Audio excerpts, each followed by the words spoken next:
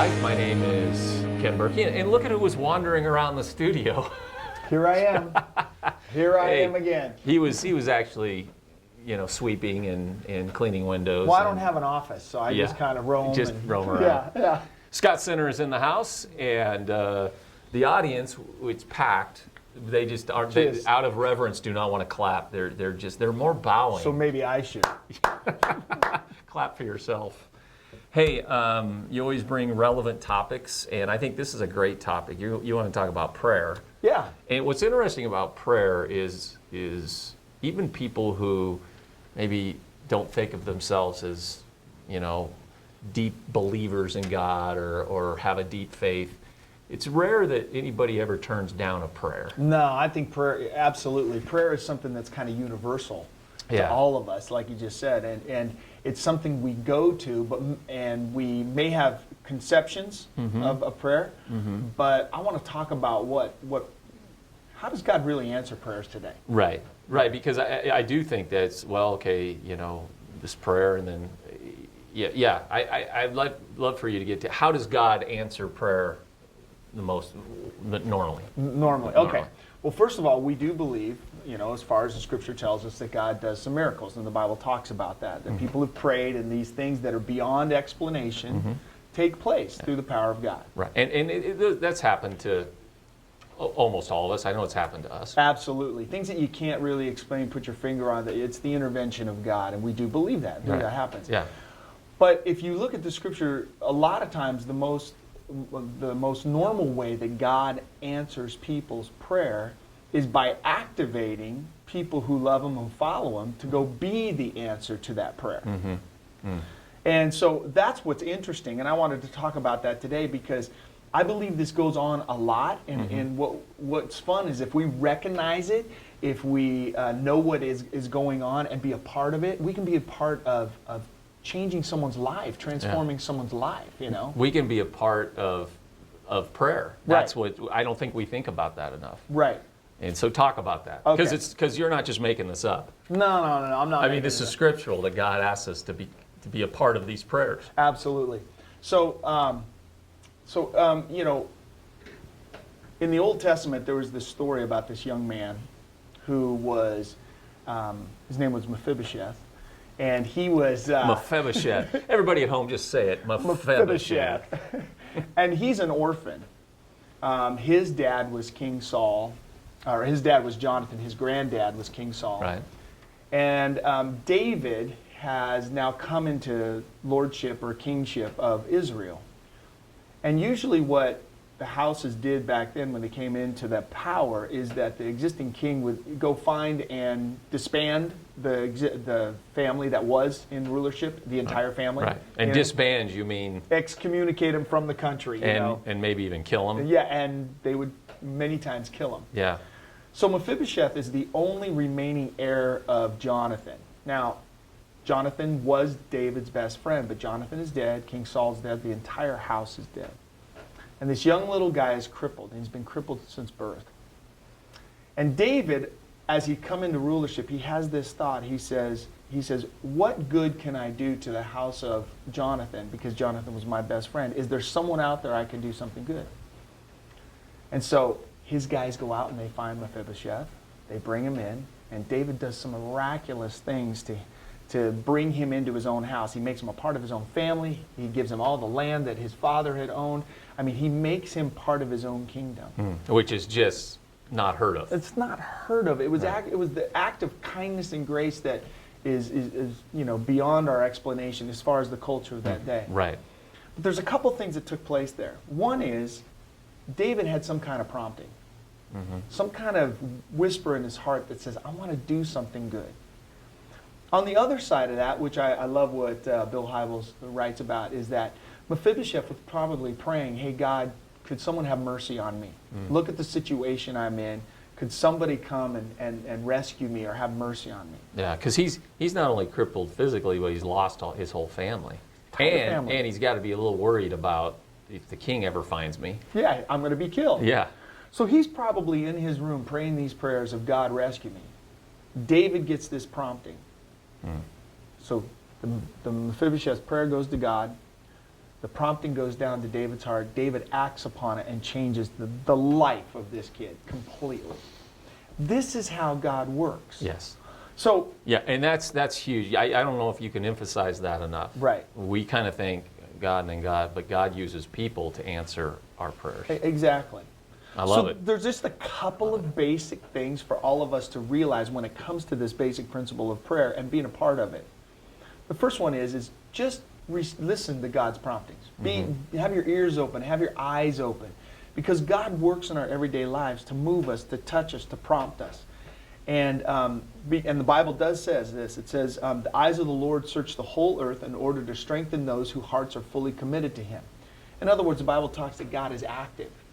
He's trying to work through us to strengthen others, to be the answer to each other's prayer. Yeah. The problem is many times when we have these promptings, we choose not to follow them or not to listen to them. Yeah. And I'm sure all of us have had these moments where you've had this prompting like, okay, I need to do this or that. I need to give change to this person who's on the street, or I need to, go over this person's house or something like that. But because we're not comfortable or it's kind of weird to us, we don't respond. Yeah. We don't respond to it. Well, yeah, or it's going to take time, effort, it's going to take a risk, all of those things. Right. We count the cost. And so what you're saying is sometimes we stop from being an answer to someone's prayer. Yeah, we stop ourselves because we don't listen to God's prompting, or Yeah. we choose not to hear them. Right. I'll give you a great example of how the fight goes on. Traveling down to LA to see my daughter for she's at college down there, and I'm 2 hours behind because there was traffic on 99, and so I'm 2 hours late already. So I'm in rush mode. Right? And you've stopped at 8 Starbucks. Just yeah. So I'm pulling in somewhere around, Tulare or something like that to get gas. Hell, God bless you. And I drive up, and there's this Arco station, and I drive in, and as I'm driving in, there's this young man, probably in his, late teens or early 20s, very disheveled looking, and he's got a gas can. And as I drive in, I as God is my witness, there was something that spoke to my heart and says, you're going to have an encounter with this guy. And I went, oh, crap. I don't have time for this. I don't have time to be kind. Right. I don't want to do this. I'm in a rush. Don't you know I want to see my daughter? This kind of thing. So I'm having this battle in my mind. So me being the good pastor guy I am, I drive to the furthest pump. I keep my head down out of the car as I'm walking, and I put the gas pump in, and I think I'm free. And as I look up, there he is standing right in front of me with his gas can. And sure enough, here comes the ask. And the ask is, hey, sir, could you spare some money, or can you give me some gas because we're headed to here, and that's my mom over there, and there's our car. And there was a lady in the car. I don't know if it's his mom, but there was a car and a lady. I don't even know if it's his. Right. So in that moment, it's amazing what goes on in your brain. Yeah. Right. He's just scamming me. Right. He's going to buy drugs with the money. You go through the whole thing in your brain. And what my first response was? No, I can't help you. Good job, man. I know. All right. I'm a stud. Thanks for joining us here on the Basics of Life. That is some deep wisdom, right? Just say no. This is the topic. It was terrible. And so he goes very polite, okay, well, thank you, sir. And he turns away, and just, it was like God just, There's a little bam! Like kidney punch. Yeah. Bam. And so I respond, I go, so where's your car? And so he turns and he goes, well, that's my car over there, and that's my mom in the car. And I wasn't even being nice at this point. But as I started talking to him, he kind of told his story. I don't know if the story is true. I can't validate it, Yeah, I right. don't know if it's but true. God was clearly telling you to do this. Clearly.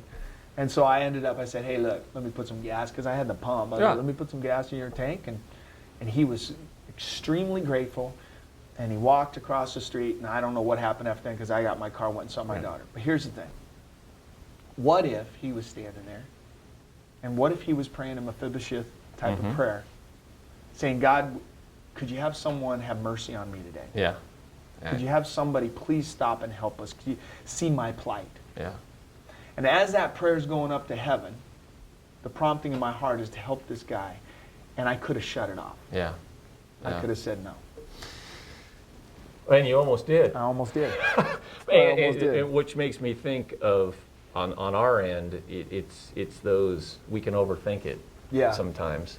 I mean, not that we're not to have any boundaries, and not that we're not supposed to have a brain. Right. But sometimes you just got to not overthink things. Yeah, I like that because I think we do that a lot. We do overthink it.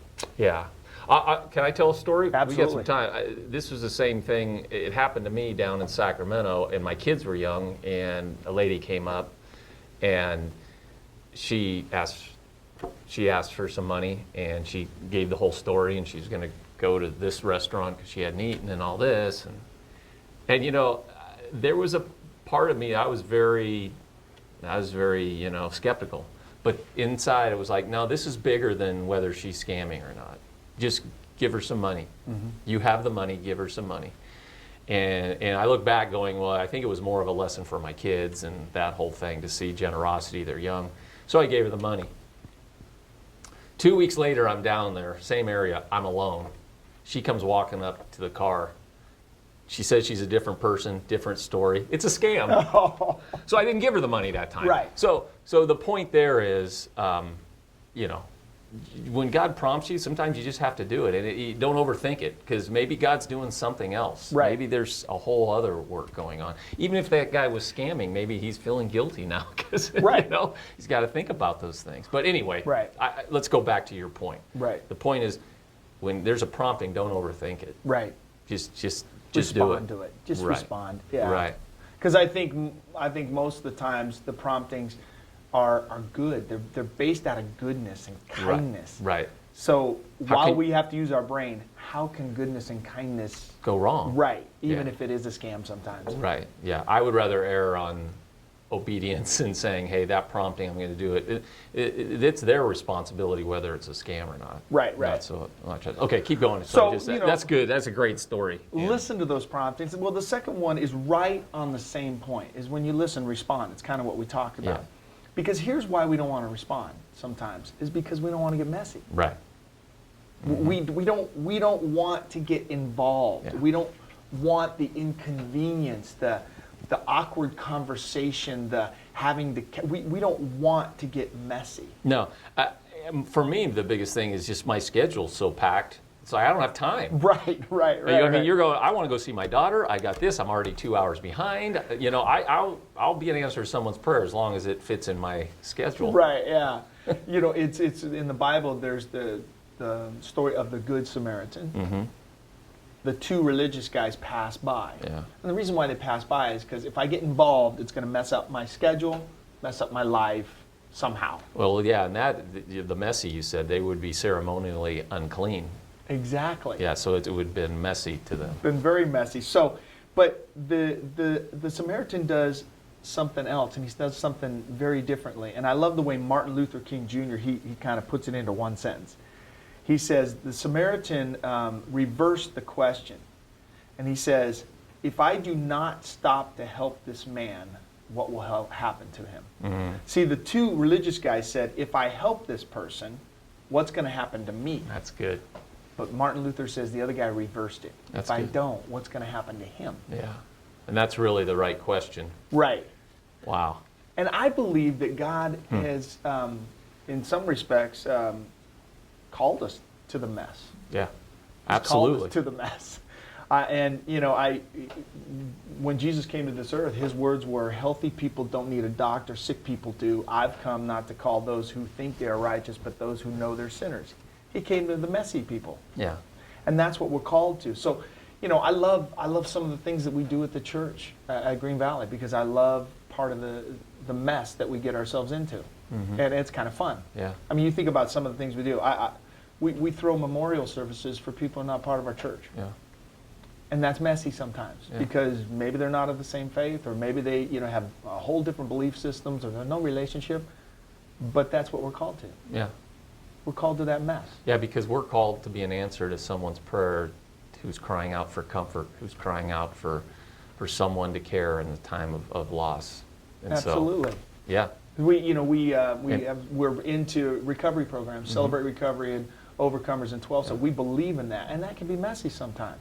But we're called because someone's crying out, say, hey, could someone help me with my addiction? Could someone sponsor me? Is there a place that I can go to find help? Yeah, not be judged. Not be judged. I love that. Yeah. It's exactly where, well, I mean, again, we don't have enough time. We can get into that. Yeah. But I think that's where the church has got to be. Right. Is in that messiness, and I think we lose out on our own blessings, but we also lose out on being an answer to someone's prayer. The church can be Right. when we're just trying to stay, clean. Right.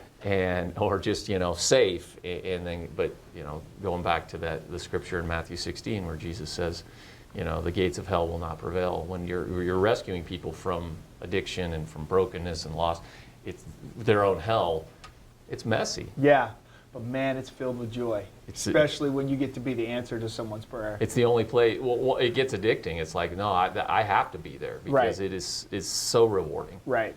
So just a couple of practicals on this whole listening and responding thing to do it better through the day. One is get to know the person, the heart of God, because when you get to know the heart of God, then you understand when the prayers come through to your prompting. It's like, oh no, that's the heart of God, and that's what He wants me to do. I get that. I know that. That's huge. Yeah. That's huge. Not don't know the heart of religion. Know the heart of God. Right. That's huge. Yeah. That's one. Number two is go through your day with a mindset of allowing yourself to be interrupted. We would call those divine interruptions. But go through the day with your head up, so to speak, saying, "Okay, God, if there's a prompting, I'm going to respond to it." And so that build that into your life, And then the other thing is make sure that you're in communion with God too, because as you pray, then you hear His voice more clearly. So as you pray yourself, then you hear His voice more clearly. So it's just a couple things. Get to know the heart of God. Right. Go through the day with awareness and allowing for interruptions, and then you pray as well, because as you pray, you get to hear the heart of God. I mean, you get to hear His whispers better. Slows you down. Yeah. I think it comes back to, first of all, do you want to be an answer to someone's prayer? Right. And Scott and I would say yes, because it's rewarding. Yeah. It's messy. It'll mess your schedule up, but it's really where the joy is. Right. But I love those steps because, we talk about it all the time at Green Valley. When you start filtering your actions through Jesus' mission statement, when you know what He came for, then that's what we're here for. Right. So when He said, I've come to heal the brokenhearted, I've come to set captives free and those things, then you start filtering your life through that. And then you begin to help people who are praying those prayers of someone rescue me, someone care for me, Right. someone help me. Right. It's good stuff. Yeah. Anything else you want to say? Yeah, I Yes. want to end on this one. Good. There are, right now, today, tonight, there are prayers that are going to go up to heaven.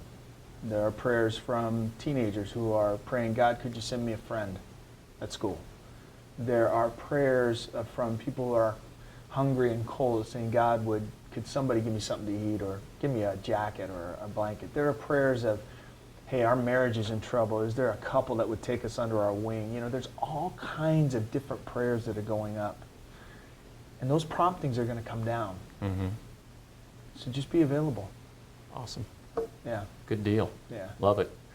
I don't have anything else to say. It's just a great show, great topic too. And again, just thanks for being with us here on the Basics of Life. If you want more information, or just you just want to get to know God more so that you can be a better answer to people's prayers, come to Green Valley. We're here. We got a bunch of services. You can go online and find out all the times and everything. But just pursue the heart of God, because it's just very, very rewarding. Yeah. It's the way to live. So thanks, and we'll see you next time.